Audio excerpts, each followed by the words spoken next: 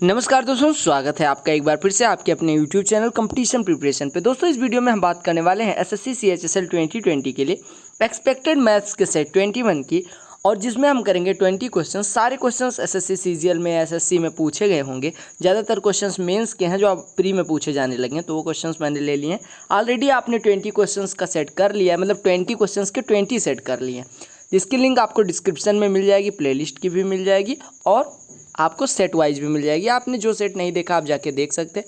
अच्छे क्वेश्चंस का आप नोट्स बनाते चलेंगे ताकि एग्जाम टाइप पे रिवाइज करने में आसानी रहे।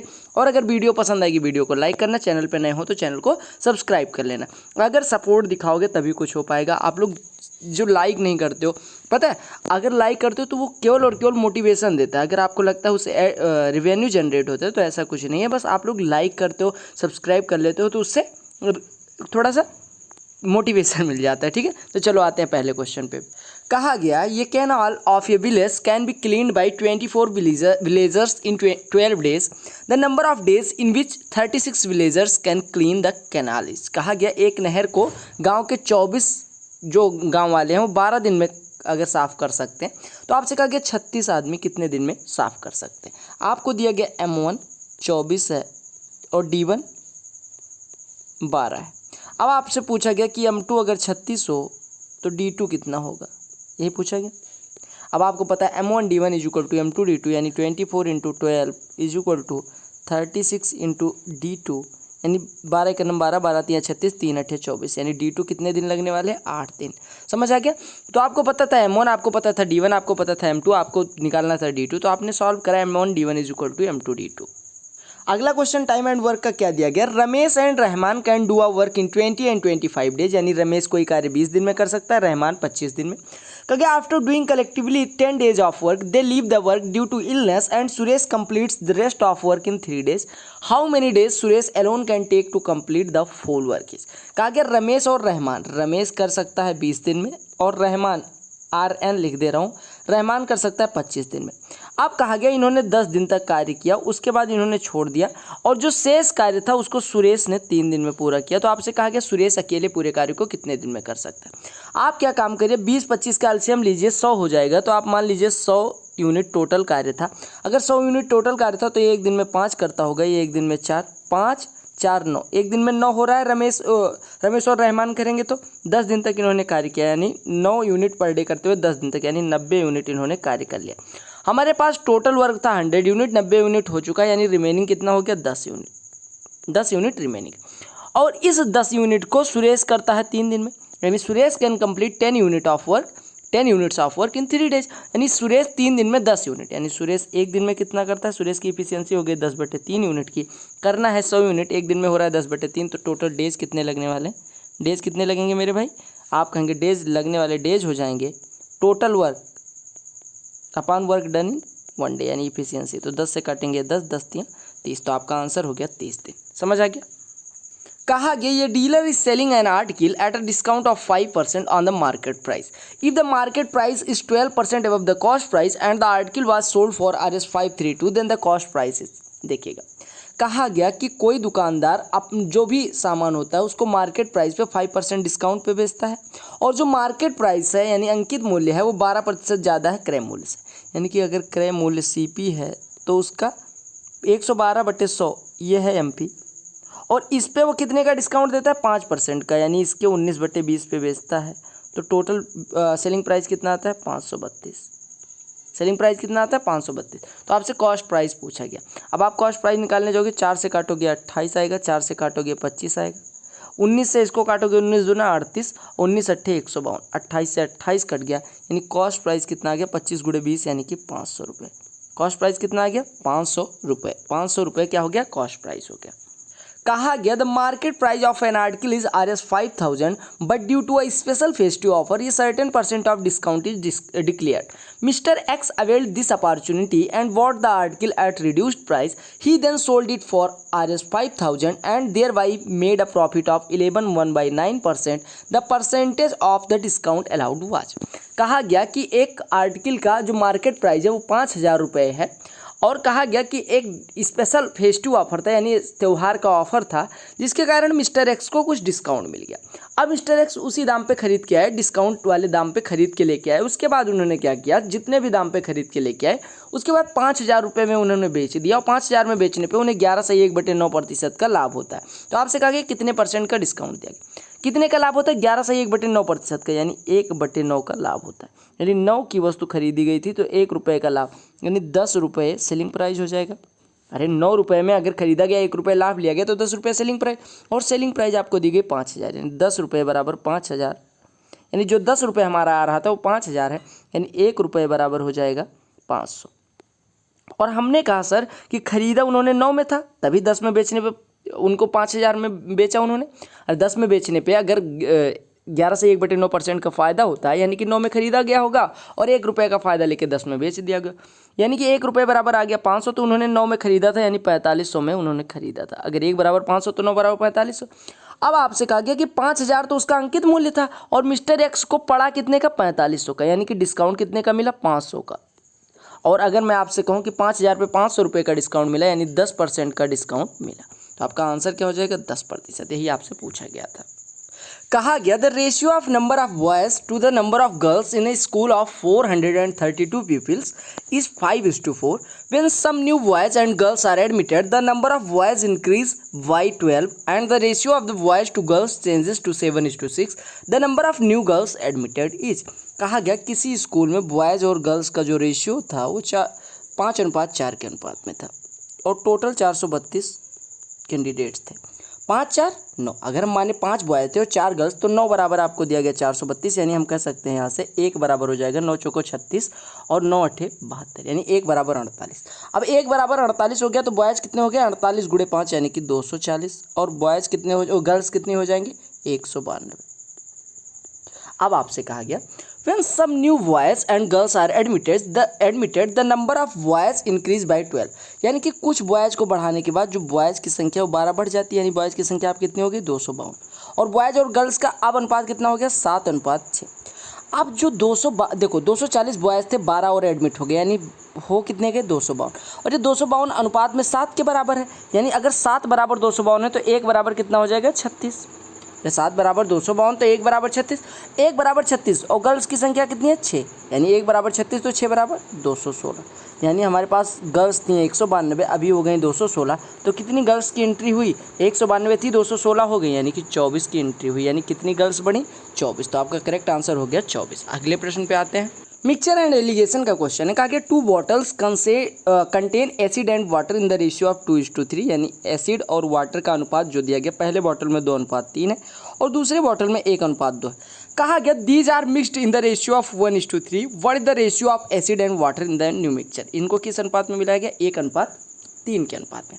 अब अगर 1:3 के अनुपात में मिलाएगा तो सबसे पहले इनकी मात्रा बराबर कर लो, यानी 2 3 5 और 1 2 3, तो इसमें 3 से गुणा कर दो, यानी एसिड की मात्रा यहाँ 6 9 वाटर हो गया, और यहाँ पे 5 से गुणा करोगे तो 5 और 10, यानी कि ऐसे। अब देखो दोनों की मात्रा मानो, 6 9 15 और 5 10 15। हमने क्या किया, एसिड वाटर के दोनों में मात्रा बराबर कर ली। अब बराबर करने के बाद कहा गया इसको 1:3 के अनुपात में मिलाया गया, यानी इसको 1 पार्ट लिया गया, इसको 3 पार्ट लिया गया। यानी कि अगर हम एसिड की बात करें तो पहले पार्ट से 6 एसिड आया और इसका 3 गुना, यानी 5 या 15 आया। सिमिलरली पहले से वाटर आया 9 और वाटर दूसरे से कितना आया, 10 या 30, यानी कि 6 15 21/39, यानी अब एसिड और वाटर का अनुपात कितना हो गया, 21:39, यानी 3 7 21, 3 13 39, यानी 7:13। तो आपको ऐसे क्वेश्चंस करने के लिए सबसे पहले इनकी मात्रा बराबर करोगे, उसके लिए 2 3 5 1 2 3 दोनों को जोड़ दो। पहले 1 2 3 हो गया, 2 3 5, अब 5 3 का एलसीएम लो, 15 हो जाएगा। 5 को 15 बनाने के लिए 3 से गुणा करना पड़ेगा और 3 को 15 बनाने के लिए 5 से गुणा। अब उसके बाद जिस अनुपात में कहा गया उस अनुपात में ले लो। इस 1 अनुपात में कहा गया पहले वाले को, तो 6 इसका जुड़ेगा और इसका 3 अनुपात में, यानी 5 या 15 जुड़ेगा। ऐसे 9 इसका जुड़ेगा, 10 या 30 इसका जुड़ेगा, इसी का अनुपात ले लेना है। कहा गया an hour long test has 60 problems. If a student completes 30 problems in 25 minutes, then the required seconds he has taken on average for computing each of the remaining problems। कहा गया 60 समस्याएं हैं, यानी 60 क्वेश्चन है 60 मिनट में करने। एक student क्या करता है, 30 प्रॉब्लम्स को 25 मिनट्स में निपटा देता है, यानी उसके पास अब बची हैं 30 क्वेश्चंस और उसके पास बचे हैं 35 मिनट्स। तो आपसे पूछा गया कि अब वो कितना समय दे सकता है एक प्रॉब्लम पे। अब आपको पता है कि 35 मिनट लगते हैं 30 समस्याओं को यानी 30 क्वेश्चन को सॉल्व करने में, यानी एक क्वेश्चन को सॉल्व करने में 35/30 यानी कि 35/30 मिनट लगने वाले हैं। 60 से गुणा कर दो तो सेकंड में आ जाएगा, यानी 35/30 सेकंड, यानी 30 सेकंड 30, 30 दूना 60, 35 दूना 70 सेकंड लगने वाले हैं एवरेज के हिसाब से अगर वो ले तो यानी कि 30 क्वेश्चन जो हमारे बच्चे हुए हैं वो 35 मिनट में वो सॉल्व कर देगा। चूँकि हमने ऑलरेडी आपको इतना अच्छे से करवा दिया है बेसिक से एकदम एक्सपेक्टेड 10 सेट, तो इस वजह से मैं यहाँ पे स्पीड थोड़ी बढ़ा रहा हूँ। कहा गया in the first 10 overs of A cricket game the run rate was only 3.2। अगर रन रेट 3.2 था 10 ओवर तक, तो टोटल रन्स कितने थे? 10 × 3.2 यानी 32 रन बने थे। अब आपसे कहा गया the run rate in the remaining 40 overs to reach the target of 282 runs is. हमें पहुंचना है 282 पे, हमने 32 बना लिए, यानी कि रिमेनिंग रन्स कितने हो जाएंगे? 282 - 32 यानी 250 रन। और रिमेनिंग ओवर्स कितने हो जाएंगे? कितने बचे ओवर्स हैं? 10 ओवर तक खेल हो चुका है और बचे कितने हैं? 40 ओवर, यानी कि रिमेनिंग ओवर्स हैं 40 ओवर में हमें बनाने हैं 250 रन। तो हमारा क्या होना चाहिए? रन रेट, यानी रन रेट कितना हो जाएगा? रिक्वायर्ड रन्स 250 बटे रिक्वायर्ड ओवर्स यानी रिमेनिंग ओवर्स, तो 40 से डिवाइड कर देंगे, यानी 4 × 6 = 24, 6.25 रन प्रति ओवर अगर बनाएंगे तो हम लक्ष्य को प्राप्त कर लेंगे। कहा गया A B and C together start a business 3 times the investment of A equals 4 times the investment of B and the capital of B is twice that of C, the ratio of share of each in the profit is. देखो सबसे पहले मैं आपको बताऊं कि जिस अनुपात में आपकी इन्वेस्टमेंट होती है उसी अनुपात में आप प्रॉफिट भी शेयर करते हैं। अब कहा गया ए बी सी 3 लोगों ने एक बिजनेस स्टार्ट करा, 3 बिजनेस पार्टनर्स हैं, और क्या दिया गया? 3 times of investment of A is equal to 4 times of investment of B, और कहा गया capital of B is twice that of C, यानी बी बराबर 2c। अब आप देखिए, अगर हम यहाँ से थोड़ी देर के लिए सी को माने 6, सी को 6 माने, सी को 6 नहीं, सी को 3 मान लो, यानी सी 3 इन्वेस्ट करता है तो बी कितना इन्वेस्ट करता है? 6। अगर सी को माने 3 इन्वेस्ट करता है तो बी 6 इन्वेस्ट करता है, और अगर बी 6 इन्वेस्ट करता है तो 4 बी मिलकर 24, और 4 बी जितना इन्वेस्ट करते हैं उतने 3 है, यानी ए कितना इन्वेस्ट करेगा? 8। अब आपके पास आ गया ए 8 इन्वेस्ट करता है, बी 6 इन्वेस्ट करता है और सी 3, तो आपका हो जाएगा 8, 6, 3, यानी इन्होंने इस अनुपात में इन्वेस्ट किया तो इसी अनुपात में इनके लाभ का अनुपात भी होगा, यानी ए को मिलेगा 8 हिस्सा, बी को मिलेगा 6 हिस्सा और सी को मिलेगा 3 हिस्सा। हम बेसिक से कर रहे हैं, कितनी जल्दी कर पा रहे हैं ये आपको समझ में आ गया होगा। कहा गया A sells a watch to B and makes a loss of 12%, B makes a profit of 12.5% by selling the watch to C. If A sells the watch to B at the cost of which C purchased it, then the percentage of loss और profit of A will be. कहा गया ए ने एक घड़ी B को बेची, B ने सी को भेजी, कितने % लॉस पे वो भी हम बात करेंगे। देखो कहा गया ए ने एक वॉच बी को बेची 12% के लॉस पे, यानी अगर मैं बात करूं कि ए ने अगर मान लो 5 या 500 रुपये की खरीदी हो तो 500 रुपये पे 12% लॉस, यानी कि 40 रुपये का 60 रुपये का लॉस पे बेची, यानी कि 440 की बी को बेची। अब कहा गया कि बी ने क्या काम करा? 12 सही 1/2%, यानी 1/8 हिस्से प्रॉफिट लेते हुए, यानी कि बी ने 1/8 हिस्से प्रॉफिट लेते हुए सी को बेच दी। अगर मैं बात करूँ 1/8 440 का कितना हो जाएगा, तो आप कहेंगे 55, यानी 55 लेते हुए, यानी 440 में बी ने खरीदा था, 55 और लिया, यानी 495 में इसने सी को दे दिया वही घड़ी। अब कहा गया कि अगर ए ने बी को उस रेट में बेची होती जिस रेट में सी ने खरीदी, यानी ए ने बी को अगर 495 रुपये में बेची होती तो ए का लॉस या प्रॉफिट कितना था? ए ने खरीदी थी 500 की और इसने बेच दी 495 की, यानी 5 रुपये का क्या हो रहा है? लॉस हो रहा है। 500 पे 5 रुपये, यानी कि लॉस % कितना हो जाएगा? 1%। समझ आ गया? 1% लॉस हो रहा है। परसेंटेज का बड़ा ही सुंदर सा प्रश्न है। कहा ये village loss 12% of its goods in a flood and 5% of remainder died, remaining यहाँ पे कर लीजिएगा, 5% of remaining died from diseases. If the number of left now is 8360, what was the original number before the flood. कहा गया कि एक गाँव की 12% बकरियाँ फ्लड में बह गई, यानी फ्लड में कितनी मरी? 12%। अब कहा गया 12% अगर मर गई तो बची कितनी? 88%। अब कहा गया 5% जो बची हुई थी उसकी डिजीज से मर गई। 88 का 5% कितना हो जाएगा? 4.4%, यानी 12% फ्लड से मरी थी और डिजीज से कितनी मरी? 4.4, यानी टोटल कितनी मरी? 16.4% हमारी मर गई, यानी रिमेनिंग कितनी है? रिमेनिंग हो जाएंगी 100 - 16.4, यानी 83.6%, यानी 83.6% बकरियाँ बची हैं ओरिजिनल की 83.6%, और 83.6% दिया कितना गया 8360। अगर 83.6% बराबर 8360 तो 1% बराबर कितना हो जाएगा मेरे भाई 100। 1% बराबर हो जाएगा 100। अब अगर 1% बराबर 100 तो ओरिजिनल यानी कि 100% कितना हो जाएगा, अरे 1% 100 तो 100% बराबर 10,000। यानी कितनी बकरियां इनिशियल में थी 10,000। ये क्वेश्चन आपके लिए होमवर्क है।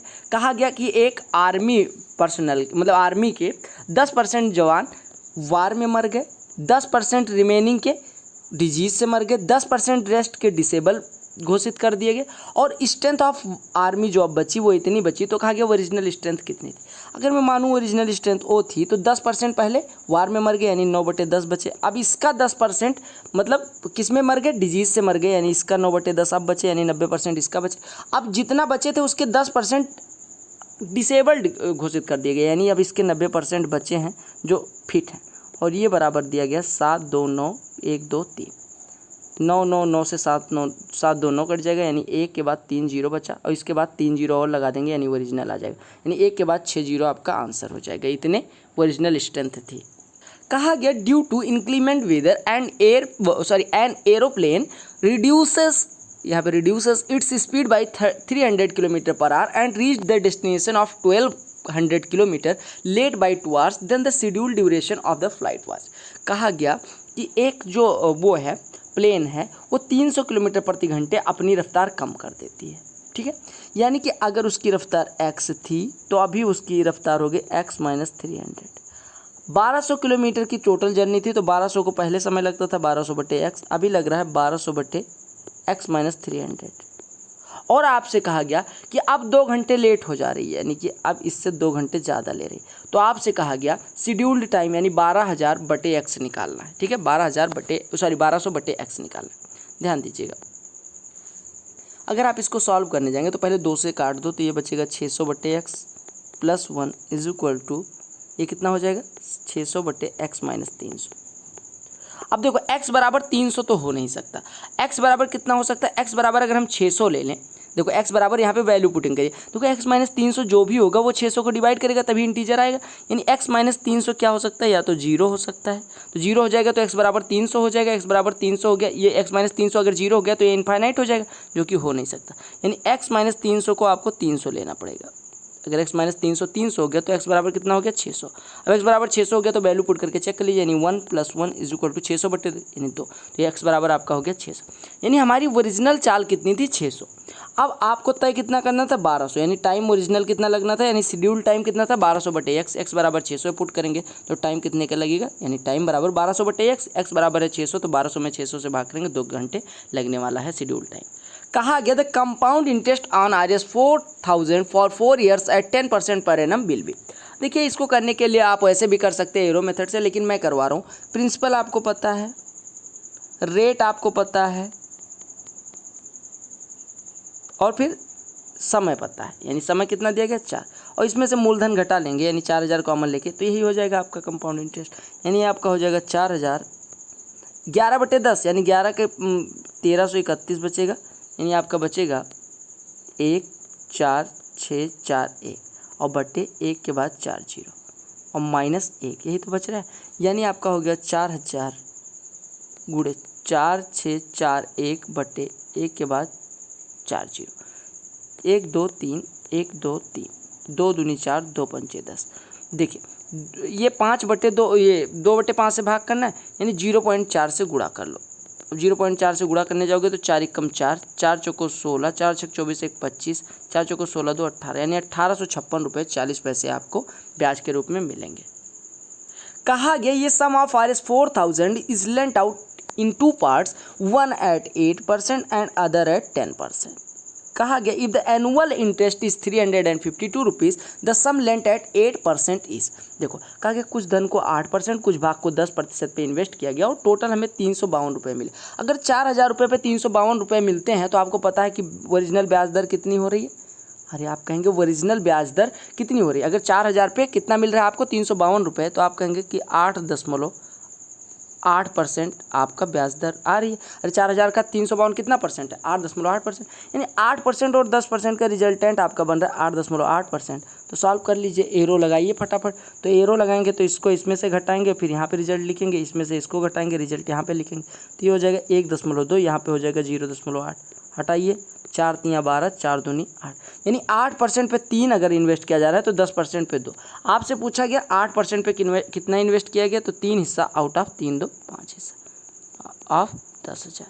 तो आप इसको सॉल्व 4000, तो आपका 4000 का 3/5 हिस्सा किस पे इन्वेस्ट किया गया? 8% पे। यानी 5 से काटेंगे 800 और 800 3 2400, यानी 2400 रुपये किस पे इन्वेस्ट किए गए? 8% पे। समझ आ गया? कहा गया the height of an equilateral triangle, यानी समबाहु त्रिभुज की हाइट जो दी गई है इतना है, तो एरिया कितना हो?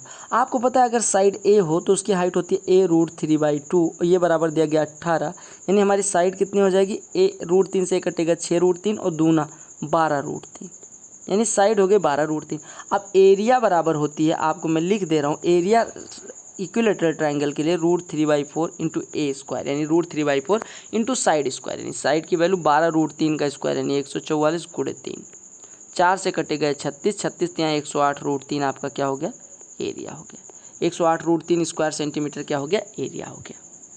आपको जो PDF मिला होगा उसमें YouTube चैनल की लिंक होगी, टेलीग्राम ग्रुप की लिंक होगी और फेसबुक की भी लिंक होगी। तो फेसबुक पेज को और टेलीग्राम ग्रुप को ज्वाइन कर ले ताकि आपको PDF भी मिल पाए, और फेसबुक लिंक को मतलब फेसबुक पेज को लाइक कर देंगे तो थोड़ा सा वहाँ पे भी अगर क्विज या कोई नोटिफिकेशन शेयर करना होगा तो ईजिली आप सब तक पहुँच पाएगी। कहा कि solid sphere and A solid hemisphere have the same total surface area, the ratio of their volumes is. कहा कि सॉलिड स्फीयर यानी सॉलिड स्फीयर का और सॉलिड हेमीस्फीयर का, यानी एक कंप्लीट गोले का और एक अर्ध गोले का जो टोटल सरफेस एरिया है वो बराबर। अगर मैं बात करूं कि जो कंप्लीट गोला है यानी कि स्फीयर जो है उसकी रेडियस r है तो उसका टोटल सरफेस एरिया कितना होता है? 4πr²। और अगर मैं बात करूं कि हेमीस्फीयर के लिए रेडियस स्मॉल r है तो उसका टोटल सरफेस एरिया होता है 3πr²। और ये बराबर आपको दिया गया है 1, यानी ये बराबर दिया गया 3πr² के, 3πr²। अब यहाँ से पाई से पाई कट जाएगा। अब आपको पता चल गया r² बराबर 3/4, यानी आप कह सकते हैं कैपिटल R बटे स्मॉल r बराबर √3/2। अब आपसे कहा गया कि उनके वॉल्यूम्स का रेशियो क्या होगा, तो आप कहेंगे V1/V2 बराबर 4/3πr³ कैपिटल R³ बटे हेमीस्फीयर के लिए 2/3 पाई स्मॉल r³। इससे कटे गए 2 दे देगा, पाई से पाई कट जाएगा, यानी हो गया 2 इंटू कैपिटल R³ बटे स्मॉल r³, यानी √3/2 का होल क्यूब, यानी 3√3 बटे 2 का क्यूब, यानी कि 8। 2 से कटा 4, यानी 3√3:4 आपका अनुपात हो जाएगा। 3√3:4 आपके वॉल्यूम का रेशियो आ जाएगा। तो आपको बस यहाँ पे 2 फार्मूले याद रखने थे, volume of sphere and hemisphere और total surface area of sphere and hemisphere, यही याद रखना था। कहा गया the external and internal radii of a hollow right circular cylinder of height 15 centimetre are 6.75 centimetre and 5.25 centimetre respectively if it is melted to form a solid cylinder of height half of the original cylinder then the radius of the solid cylinder is. देखो hollow cylinder का volume क्या होता है, अगर मैं बात करूं कि एक आकृति को पिघला के दूसरी आकृति बनाई जाती है तो उनका वॉल्यूम कांस्टेंट होता है जब तक कि दिया ना गया हो कि some part of the material is wasted. अब अगर मैं बात करूं कि हॉलो सिलेंडर का वॉल्यूम कितना होता है तो आप कहेंगे पाई इंटू कैपिटल R² यानी outer radius minus inner radius into height. और ये बराबर आपसे कहा गया कि एक नया बेलन बनाया जा रहा है जिसकी रेडियस आपको तो निकालनी है, यानी r' और इंटू हाइट दी गई है ओरिजिनल सिलेंडर के हाइट की आधी। h से h कट गया, पाई से पाई कट गया। अब आप वैल्यू पुट करिए, आंसर निकालिए धड़ाधड़। तो capital R² minus small r² यानी 6.75 का स्क्वायर माइनस 5.25 का स्क्वायर, तो r प्लस r यानी कि 6 5 11 1 12 इंटू r माइनस r यानी 6.75 माइनस 5.25 यानी कि 1.5, और ये बराबर आपको दिया गया r' बटे 2। तो 2 से 1.5 में गुणा हो गया यानी 3 गुणे 12 बराबर हो गया r' यानी हम कह सकते हैं r' का स्क्वायर बराबर 3 बारों 36, यानी हमारा r' बराबर हो जाएगा 6, यानी हमारी रेडियस कितनी आ गई 6 सेंटीमीटर। सॉलिड सिलेंडर की रेडियस कितनी हो गई 6 सेंटीमीटर। अलजेब्रा का बहुत ही सुंदर प्रश्न है, CGL मेंस 2016 का है। क्योंकि x² plus y² plus 6x plus 5 is equal to 4 times of x minus y then x minus y is equal to.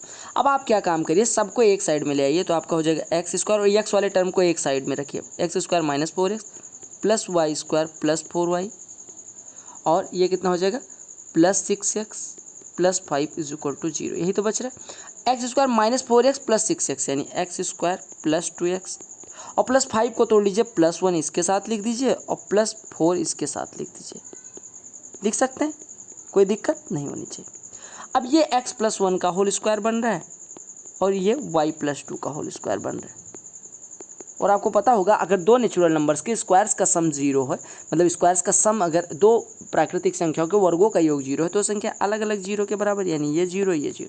अगर आप इक्वेट करोगे x + 1 को 0 के तो x बराबर यहाँ से आ जाएगा -1 और अगर y + 2 को 0 के इक्वेट करोगे तो y बराबर आ जाएगा -2 यानी x बराबर -1 y बराबर -2। तो आप यहाँ पे वैल्यू रखोगे यानी x - y यानी -1 -y यानी कि +2, तो -1 + 2 कितना हो जाएगा 1। तो आपका आंसर क्या हो गया 1 हो गया।